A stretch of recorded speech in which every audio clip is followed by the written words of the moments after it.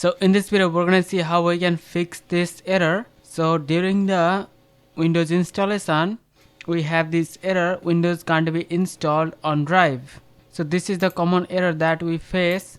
Even though we select multiple different partitions, still you can see we are getting the same error. So even though if we delete all the partition, if we erase everything and if we create a new partition, still you can see we are getting the same error.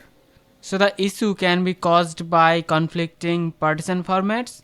So we're going to clean the drive and also we're going to convert to the correct partition formats. So because the current system uses UEFI format, so we have to convert this to GPT. Otherwise, if you are using the legacy BIOS, then you should use MBR format.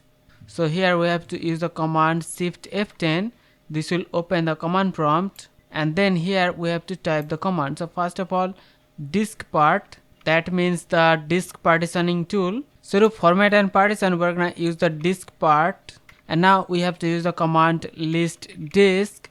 So this will basically list all the disks connected to our system. So here we have two disks.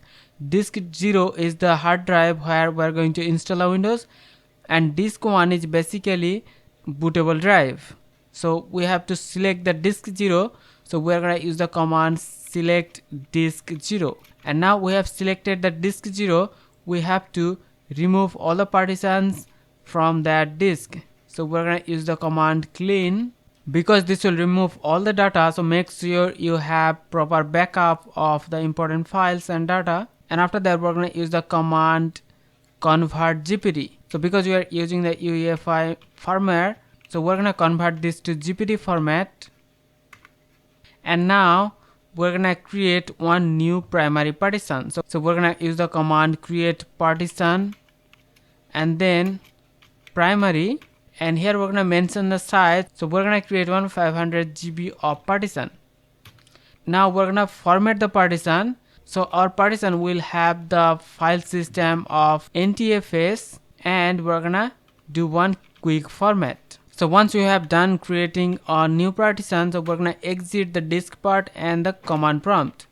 Now if we try to install Windows, now here we have the created new 500 GB partition that we have just created.